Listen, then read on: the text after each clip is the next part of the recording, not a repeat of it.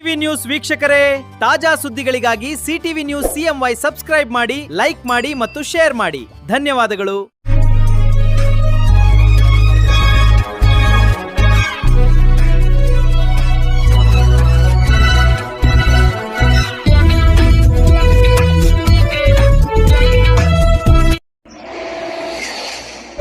ನಮಸ್ಕಾರ, ಸಿಟಿವಿ ನ್ಯೂಸ್ಗೆ ಸ್ವಾಗತ. ಇದೀಗ ಮುಖ್ಯಾಂಶಗಳು. ಚಿಂತಾಮಣಿಯ ಜೆಕೆ ಭವನದಲ್ಲಿ ಎಚ್.ಡಿ. ದೇವೇಗೌಡರ ಪತ್ನಿ ಲೇಟ್ ಚೆನ್ನಮ್ಮ ದೇವೇಗೌಡರಿಗೆ ಜೆಡಿಎಸ್ ಕಾರ್ಯಕರ್ತರಿಂದ ಭಾವಪೂರ್ಣ ಶ್ರದ್ಧಾಂಜಲಿ. ಜುಲೈ 18ರಂದು ಭಾರತದ ಮಾಜಿ ಪ್ರಧಾನಮಂತ್ರಿ ಎಚ್.ಡಿ.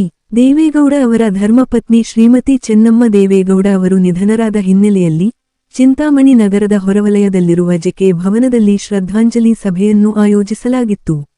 ಜೆಡಿಎಸ್ ಕೋರ್ ಕಮಿಟಿ ರಾಜ್ಯಾಧ್ಯಕ್ಷರು ಹಾಗೂ ಮಾಜಿ ಶಾಸಕರಾದ ಜೆಕೆ ಕೃಷ್ಣಾರೆಡ್ಡಿ ಅವರ ನೇತೃತ್ವದಲ್ಲಿ ಈ ಭಾವಪೂರ್ಣ ಶ್ರದ್ಧಾಂಜಲಿ ಕಾರ್ಯಕ್ರಮವು ಯಶಸ್ವಿಯಾಗಿ ನೆರವೇರಿತು.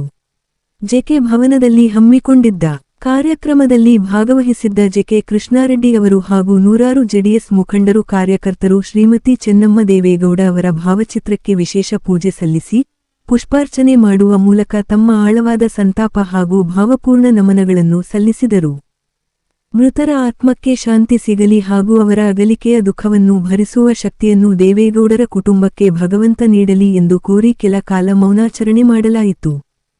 ಶ್ರದ್ಧಾಂಜಲಿ ಸಭೆಯನ್ನು ಉದ್ದೇಶಿಸಿ ಮಾತನಾಡಿದ ಮಾಜಿ ಶಾಸಕ ಜೆಕೆ ಕೃಷ್ಣಾರೆಡ್ಡಿ ಅವರು, ಚೆನ್ನಮ್ಮ ದೇವೇಗೌಡರ ಸುದೀರ್ಘ ಸಾರ್ವಜನಿಕ ಮತ್ತು ಪರೋಕ್ಷ ರಾಜಕೀಯ ಜೀವನದ ಕೊಡುಗೆಗಳನ್ನು ಕೊಂಡಾಡಿದರು. ಎಚ್.ಡಿ. ದೇವೇಗೌಡರು ದೇಶದ ಪ್ರಧಾನಿಯಾಗಿ, ರಾಜ್ಯದ ಮುಖ್ಯಮಂತ್ರಿಯಾಗಿ ಸಾಲು ಸಾಲು ಜನಪರ ಸೇವೆಗಳನ್ನು ಮಾಡಲು ಅವರ ಬೆನ್ನೆಲುಬಾಗಿ ನಿಂತವರು ಶ್ರೀಮತಿ ಚೆನ್ನಮ್ಮನವರು. ಮಾದರಿ ಗೃಹಿಣಿಯಾಗಿ ದೇವೇಗೌಡರ ಪ್ರತಿಯೊಂದು ಕಷ್ಟ ಸುಖಗಳಲ್ಲಿ ಸಾಥ್ ನೀಡಿದ ಅವರ ನಿಸ್ವಾರ್ಥ ಸೇವೆ ಹಾಗೂ ಸರಳತೆ ಸದಾ ಸ್ಮರಣೀಯವೆಂದರು. ಚಿಂತಾಮಣಿ ತಾಲೂಕಿನ ಜೆಡಿಎಸ್ ಪಕ್ಷದ ಪ್ರಮುಖ ಮುಖಂಡರು, ವಿವಿಧ ಘಟಕಗಳ ಪದಾಧಿಕಾರಿಗಳು, ಸ್ಥಳೀಯ ನಾಯಕರು ಹಾಗೂ ನೂರಾರು ಅಭಿಮಾನಿಗಳು ಮತ್ತು ಕಾರ್ಯಕರ್ತರು ಭಾಗವಹಿಸಿ ಮೃತರ ಆತ್ಮಕ್ಕೆ ಶ್ರದ್ಧಾಂಜಲಿ ಸಲ್ಲಿಸಿದರು.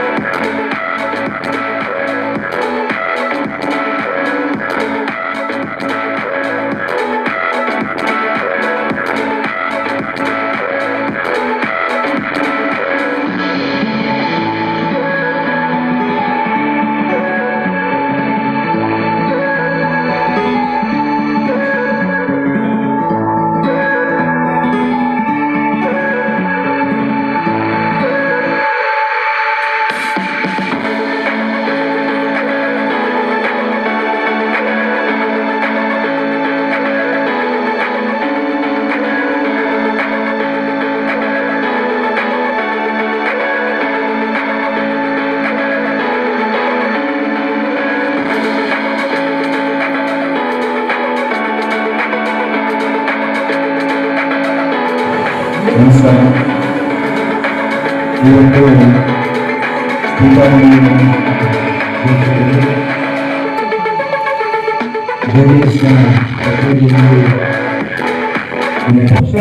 ಇವತ್ತು ನೋಡಿದವರು ಯಾವತ್ತೂ ಕೂಡ ಅವರಿಗೆ ಒಂದು ದಿನ ಮಾಧ್ಯಮಗಳ ಮುಂದೆ ಕಾಣಿಸ್ಕೊಂಡಿಲ್ಲ.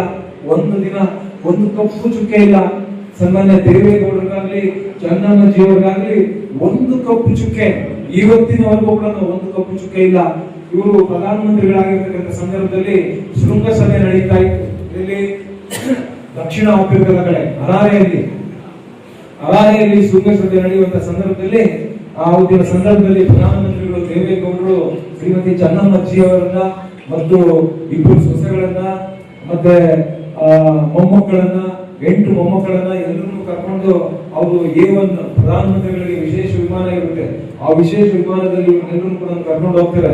ಕರ್ಕೊಂಡು ಹೋಗುವಂತ ಸಂದರ್ಭದಲ್ಲಿ ಆವತ್ತಿನ ಸಂದರ್ಭದಲ್ಲಿ ಮಾಧ್ಯಮಗಳು ಬಹಳಷ್ಟು ಟೀಕೆಗಳನ್ನ ಮಾಡ್ತಾರೆ. ಅಲ್ಲಿಂದ ಬಂದ ಮೇಲೆ ನಿಜವಾಗ್ಲೂ ಕೂಡ ಈ ದೇಶದ ಇತಿಹಾಸ ಯಾವ ಪ್ರಧಾನಮಂತ್ರಿಗಳು ಕೂಡ ಹೇಳಿಕೆಗಳನ್ನ ಕೊಡೋದಿಲ್ಲ. ಮಾಧ್ಯಮಗಳ ಮುಂದೆ ಬಂದು ದೇವೇಗೌಡರು ಹೇಳಿಕೆಗಳನ್ನು ಕೊಡ್ತಾರೆ. ಏನಂತ ಹೇಳಿಕೆ ಕೊಡ್ತಾರೆ ಅಂತ ಹೇಳಿದ್ರೆ, ಶೃಂಗಸಭೆಗೆ ನನ್ನ ಕುಟುಂಬ ಸಮೇತ ನಾವೇನು ಹೋಗಿದ್ವಿ, ಆದ್ರೆ ನನ್ನ ವೈಯಕ್ತಿಕ ಹಣದಿಂದ ಖರ್ಚಿನಿಂದ ಹೋಗಿರ್ತಕ್ಕಂಥದ್ದು ಅಂತ ಸ್ಟೇಟ್ಮೆಂಟ್ ಕೊಡ್ತಾರೆ. ಇವತ್ತವರೆಗೂ ಕೂಡ ಯಾರೋ ಹೇಳಿದ್ರು ನಾನು ಯಾಕೆ ಸ್ಟೇಟ್ಮೆಂಟ್ ಕೊಡ್ಬೇಕು ಅಂತ ಅಲ್ಲವೇ. ಆದ್ರೆ ಅವತ್ತು ಮಾಧ್ಯಮಗಳು ಮಾಡಿರ್ತಕ್ಕಂಥ ಟೀಕೆಗೆ ನಿಜವಾಗ್ಲೂ ಕೂಡ ಅವತ್ತು ಅವರು ಬಂದ ನಂತರ ನನ್ನ ವೈಯಕ್ತಿಕ ನನ್ನ ಸ್ವಂತ ಹಣದಿಂದ ನನ್ನ ಖರ್ಚಿನಿಂದ ನನ್ನ ಹೆಂಡತಿ ಮಕ್ಕಳು ಮತ್ತು ನನ್ನ ಎಲ್ಲ ಮೊಮ್ಮಕ್ಕಳು ಎಲ್ಲರೂ ಕೂಡ ನಾವು ಹೋಗಿ ಬಂದಿದ್ದು ಅಂತ ಹೇಳಿಕೆಯನ್ನು ಕೊಡ್ತಾರೆ.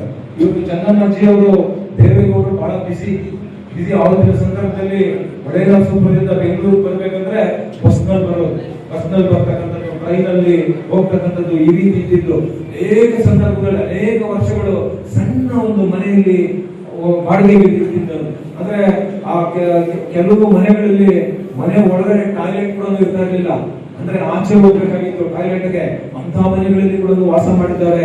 ಅಂತ ಸಂದರ್ಭದಲ್ಲಿ ಚೆನ್ನಮ್ಮಾಜಿ ಅವರು ಒಂದು ಕ್ಷಣ ಕೂಡ ಬೇಸರ ಮಾಡ್ಕೊಂಡಿಲ್ಲ. ದೇವೇಗೌಡರಿಗೆ ಯಾವತ್ತೂ ಕೂಡ ಬೇಸರ ಮಾಡಿಲ್ಲ. ಆ ಮಕ್ಕಳ ಹೊಣೆಗಾರಿಕೆಯನ್ನ ಚೆನ್ನಮ್ಮಾಜಿಯವರು ಒತ್ಕೊಂಡು ಯಾವ ರೀತಿ ಮಾಡಿದ್ದಾರೆ ಅಂದ್ರೆ 4 ಗಂಡು ಮಕ್ಕಳನ್ನ ಪದವೀಧರರನ್ನಾಗಿ ಮಾಡಿರ್ತಕ್ಕಂಥದ್ದು, 2 ಹೆಣ್ಣು ಮಕ್ಕಳನ್ನ ಪದವೀಧರರನ್ನಾಗಿ ಮಾಡಿರ್ತಕ್ಕಂಥದ್ದು. ಇವತ್ತು ಅವರ ಮನೆಯಲ್ಲಿ ಒಂದು 8-10 ಡಾಕ್ಟರ್ಗಳಿದ್ದಾರೆ. ಇಬ್ರು ಅಳಿಯಂದ್ರು. ಆ ಮಕ್ಕಳ ಇಬ್ರು ಅಳಿಯಂದ್ರು ಕೂಡ ಮಕ್ಕಳು ಕೂಡ ಹೆಣ್ಣು ಮಕ್ಕಳು ಕೂಡ ಪದವೀಧರರಾಗಿದ್ದಾರೆ. ಶ್ರೀಮತಿ ಅನಸೂಯ ಅವರು, ಶ್ರೀಮತಿ ಶೈಲಜಾ ಅವರು. ಶ್ರೀಮತಿ ಅನಸೂಯ ಅವರಿಗೆ ಮದುವೆ ಮಾಡುವಂತ ಸಂದರ್ಭದಲ್ಲಿ ದೇವೇಗೌಡರಿಗೆ ಒಂದು ಒಳ್ಳೆ ಹುಡುಗನ್ನು ನೋಡ್ಬೇಕು ಅಂತಿತ್ತು. ಆ ಸಂದರ್ಭದಲ್ಲಿ ಚೆನ್ನಮ್ಮಾಜಿಯವರು ಕೂಡ ಹುಡುಕ್ತಾ ಇದ್ರು. ಆದ್ರೆ ಈ ಒಂದು ದೈವ ಮುಕ್ತ ಕುಟುಂಬಕ್ಕೆ ನಾವು ಕೊಡಬೇಕು ಅಂತ ಹೇಳಿ ಮಂಜುನಾಥ್ ಅವರು ಕೂಡ ಹಾಸನ ಜಿಲ್ಲೆಯವರು, ಚನ್ನರಾಯಪಟ್ಟಣ ತಾಲೂಕು. ಇವಾಗ ಆ ಮಂಜುನಾಥ್ ಅವರ ತಮ್ಮ ಕೂಡ ಅಲ್ಲಿ ಶಾಸಕರಾಗಿದ್ದಾರೆ. ಚನ್ನರಾಯಪಟ್ಟಣ ತಾಲೂಕಲ್ಲಿ ಶಾಸಕರಾಗಿದ್ದಾರೆ. ಬಾಲಕೃಷ್ಣ ಅಂತ ಹೇಳಿ ಶಾಸಕರಾಗಿದ್ದಾರೆ. ಆ ಸಂದರ್ಭದಲ್ಲಿ ಮಂಜುನಾಥ್ ಅವರು ಬಹಳ ಧೈರ್ಯ ಮಾಡಿ, ದೇವೇಗೌಡರು ಶಾಸಕರು ಆದ್ರೆ ಧೈರ್ಯ ಮಾಡಿ ಮಂಜನವರು ನಿಮ್ಗೆಲ್ಲರೂ ಕೂಡ ಗೊತ್ತಿದೆ, ಈ ಜಯದೇವದಲ್ಲಿ ಹೃದಯ ತಜ್ಞರಾಗಿದ್ರು. ಬಹಳ ಫೇಮಸ್ ಆಗಿರ್ತಕ್ಕಂಥವ್ರು. ಒಂದು ಕಪ್ಪು ಚುಕ್ಕೆ, ಒಂದು ಕಳಂಕ ಇಲ್ಲ, ಅಷ್ಟು ಹೆಸರುವಾಸಿ ಮಾಡಿರ್ತಕ್ಕಂಥವ್ರು. ಆದ್ರೆ ಅವರು ಬಂದು ದೇವೇಗೌಡರನ್ನ ನಿಮ್ಮ ಮಗಳನ್ನ ನಾನು ಮದುವೆ ಮಾಡ್ಕೊಂತೀನಿ ಅಂತ ಕೇಳಿದಾಗ ದೇವೇಗೌಡರಿಗೆ ಆಶ್ಚರ್ಯ ಆಗುತ್ತೆ. ದೇವೇಗೌಡರು ಡಾಕ್ಟರ್ ಮಂಜುನಾಥ್ ಅವ್ರಿಗೆ ಬಹಳಷ್ಟು ಜನ ಶ್ರೀಮಂತರು ಇದ್ರು. ಹಾಸನದಲ್ಲಿ ಇವರ ವಿರೋಧಿಗಳು, ಈ ಕುಟುಂಬದ ವಿರೋಧಿಗಳಿಗೆ ಯಾರಿದ್ರು, ನಮ್ಮ ಮನೆಗಳಿಂದ ನಿಮ್ಗೆ ಹೆಣ್ಣು ಕೊಡ್ತೇವೆ ಅಂತ ಹೇಳಿದಾಗ ದೇವೇಗೌಡರನ್ನ ಆ ಕುಟುಂಬದಲ್ಲೇ ಹಾಕ್ಬೇಕು, ಅಂತ ಒಳ್ಳೆ ಕುಟುಂಬ ಇನ್ನು ನನಗೆ ಸಿಕ್ಕೋದಿಲ್ಲ, ಇಂಥ ದೈವ ಕುಟುಂಬ ಇರ್ತಕ್ಕಂಥ ಮನೆಯಲ್ಲಿ ಹಾಕ್ಬೇಕು ಅಂತ ಹೇಳಿ ದೇವೇಗೌಡರು ಬಂದು ಕೇಳ್ತಾರೆ. ದೇವೇಗೌಡರು ಏನ್ ಮಾಡ್ತಾರೆ ಅಂದ್ರೆ ಆಶ್ಚರ್ಯ ಆಗ್ಬಿಟ್ಟು, ನಮಗೂ ಇಂಥ ಹುಡುಗನೇ ಬೇಕಾಗಿದೆ ಅಂತ ಹೇಳಿ ಅವ್ರದ್ದು ಒಂದು ಅಂಬಾಸಿಡರ್ ಕಾರ್ ಇತ್ತು. ಅಂಬಾಸಿಡರ್ ಕಾರಲ್ಲಿ ಈ ಮಂಜುನಾಥ್ ಅವ್ರನ್ನ ಕೂರಿಸ್ಕೊಂಡು ಕಬ್ಬನ್ ಪಾರ್ಕ್ ಬರ್ತಾರೆ.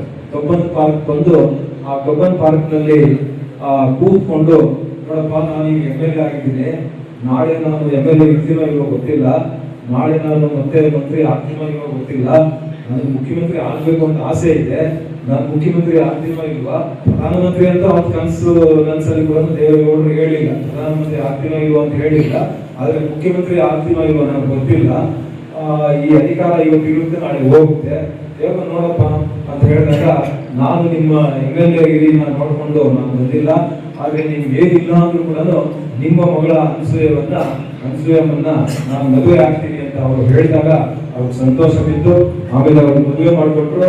ಮದುವೆ ಮಾಡಿದ ನಂತರ ಮಂಜುನಾಥ್ ಅವರು ಕೂಡ ಬಹಳ ಹತ್ತಿರದಿಂದ ಇವರು ಮಂತ್ರಿ ಆಗಿದ್ದನ್ನು ನೋಡಿದ್ರು ಮತ್ತು ಮುಖ್ಯಮಂತ್ರಿಗಳನ್ನ ನೋಡಿದ್ರು, ಪ್ರಧಾನಮಂತ್ರಿಗಳನ್ನ ನೋಡಿದ್ರು.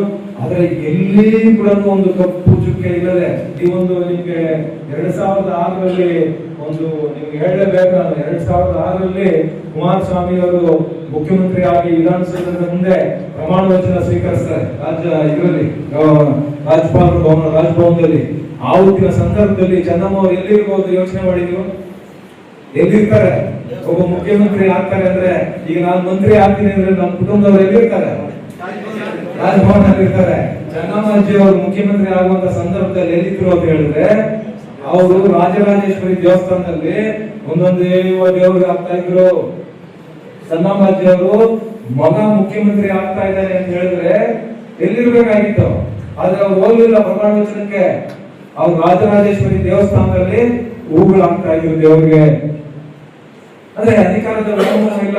ಎಲ್ಲ ಅಧಿಕಾರಗಳನ್ನ 64 ವರ್ಷ ಅವರ ಕಣ್ಣಲ್ಲಿ ಮನೆ ಹಿಡಿದು ಅಧಿಕಾರಗಳನ್ನ ನೋಡಿರ್ತಕ್ಕಂಥದ್ದು, ಎಲ್ಲ ಅಧಿಕಾರವನ್ನ ನೋಡಿರ್ತಕ್ಕಂಥದ್ದು.